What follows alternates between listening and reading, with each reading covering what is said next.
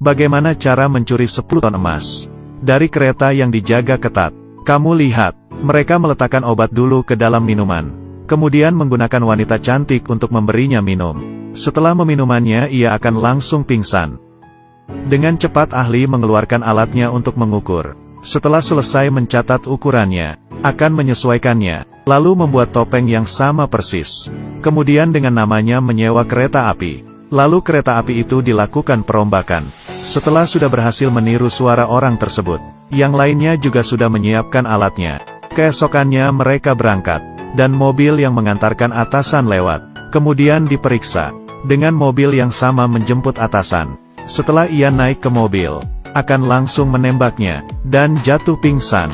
Kemudian salah satu dari mereka menggunakan topeng, dan mengambil dokumen pemerintah, lalu datang ke stasiun kereta api. Di dalam kereta api sudah ada 10 ton emas yang nilainya sangat besar. Tapi hal ini bukanlah hal yang gampang untuk dilakukan. Ia mengeluarkan alat pengendali dan memasukkan kata sandi. Saat menunggu mereka memasukkan sandi, di sisi lain bisa melihat dengan jelas.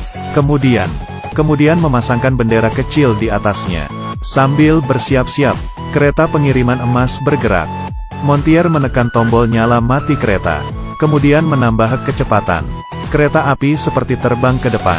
Kemudian, peretas langsung meretas sistem satelit konsol. Dalam 10 menit, di layar tidak ada muncul apa-apa. Menunggu kereta cepat memasuki terowongan, ia mulai menghidupkan alat pengendali. Bendera yang awalnya diletakkan mulai berguna. Mulai otomatis merekam semuanya. Montir menekan tombol kecepatan. Kereta yang satunya lagi sudah datang. Tentara di dalam tidak bisa melihat keluar. Tidak tahu bahwa dua kereta api berdekatan. Seorang pria bersiap menggunakan sabuk pengaman. Urens menggerakkan mobil pengait, kemudian mengikatnya ke seberang. Memasukkan kata sandi, lalu menekan tombolnya. Berhasil membuka pintu. Dua penjaga langsung melawan, tapi dengan mudah diatasi. Ia sampai di depan brankas. Kemudian mengeluarkan alatnya. Ia membuat lubang dulu, kemudian memasukkannya ke dalam. Melihat di kamera dan perlahan-lahan menggerakkannya. Terdengar satu suara, dan pintu brankas terbuka. Di saat itu waktu tersisa 4 menit. Ia membuka pintu, dan mendorongnya. Setelah dibuka, di dalam penuh dengan emas yang membuat semua orang bisa menjadi gila. Dengan dalam waktu 10 menit, emas sebanyak 10 ton dipindahkan. Tentara di dalam kereta sama sekali tidak merasakan apa-apa. Kok bisa sih? Dua kereta api. Urens mengeluarkan tangga, dan menggunakan kereta pengait dan menggerakkannya ke tempat yang tinggi. Kemudian menjatuhkan emas itu ke sana. Urens menerima dari sisi lainnya. Satu persatu dipindahkan. Mencurinya di depan para penjaga. Saat memasukkan ke dalam truk, mereka datang ke tempat persembunyian. Tiba-tiba muncul seorang berpakaian hitam. Maskov ingin melawan. Lil menembaknya lalu mati. Ternyata Lil ingin mengambil emas itu sendiri. Dari awal sudah merencanakannya. Yang lainnya melihat itu dengan cepat naik ke atas mobil dan kabur. Lil mengendari mobil dan menabrak mereka jatuh ke danau. Takut mereka tidak mati, ia langsung menembaknya lagi. Tapi Lil sama sekali tidak berpikir. Semuanya memiliki nyawa yang beruntung. Mereka berhasil keluar dari dalam mobil. Datang ke depan pemakaman. Mereka memutuskan untuk mengambil kembali emasnya. Melawan Lil. Saudara sepupu yang mendengar saudaranya ditembak mati, memutuskan untuk bergabung, untuk membalas dendam. Charlie berdandan untuk membeli emas, dan berhasil sampai di tempat Lil. Menggunakan kesempatan itu dan memasangkan pelacak. Berdasarkan posisi di pelacak, mereka berhasil menemukannya. Ternyata ia menggunakan uang tersebut, dan membangun istana raksasanya sendiri, yang terdiri dari emas. Bila ingin mengambil emas kembali, mereka harus membuat Lil keluar dari istana, agar bergerak dengan mudah. Mereka membeli 3 mobil. Jangan lihat mobilnya yang kecil. Melewati hal itu, di dalamnya akan diletakkan emas. Kecepatannya juga lumayan cepat. Semua persiapan telah selesai. Rencana pembalasan dendam dimulai. Pertama kali mencari peta bawah tanah kota tersebut. Menggunakan identitas pembeli dan Lil untuk menemukan posisinya. Kemudian, di pengiriman sudah dipasang bom. Dan mereka sudah melakukan persiapan. Di sini, Lil membiarkan emas masuk ke dalam mobil. Menunggu truk itu di sampingnya.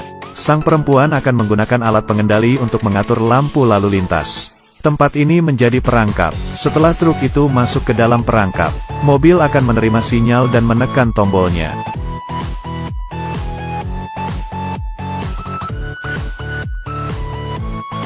Ia mengira rencana ini sudah selesai. Sama sekali tidak. Ternyata di dalam tim ada yang berkhianat. Demi merebut kembali emas, mereka memutuskan untuk balas dendam. Tapi di saat bom diganti ke truk emas, kemudian melihat Lil duduk di atas helikopter. Ternyata di truk itu tidak ada emas sama sekali. Tapi mereka dari awal sudah mengerti cara bermainnya. Sebelumnya si wanita terus mengikuti truk dari belakang. Menyadari tinggi ban truk ada yang berbeda, ia menggunakan komputer dan memeriksanya, dan menghitung di dalam mobil ini tidak ada apa-apa. Kemudian memutuskan menyuruh Lil untuk mendarat. Di sisi lain, Tia mobil kecil masuk ke dalam terowongan, dan sampai di tujuan. Setelah memasang bom dan menunggu menerima emas, ternyata tidak seperti itu. Saat itu Lil sedang memindahkan emas, menunggu truk melewati tempat. Setelah memasangnya, dengan kuat membuka pintunya, emas muncul lagi. Semuanya langsung melihatnya, dengan cepat memindahkan ketiga mobil. Kemudian mereka bergerak. Lil yang mengetahui hal itu segera menyuruh orang untuk mengejarnya. Mobil kecil penuh dengan emas. Tapi kecepatannya juga cepat. Musuh di belakang tidak bisa mengejar. Mereka sampai di gudang, kemudian berputar keluar, melewati jalan, lalu masuk ke dermaga. Di depan sudah ada yang menunggu. Mereka langsung menyerang. Tapi di saat musuh membuka kotak itu, di dalam tidak ada apa-apa.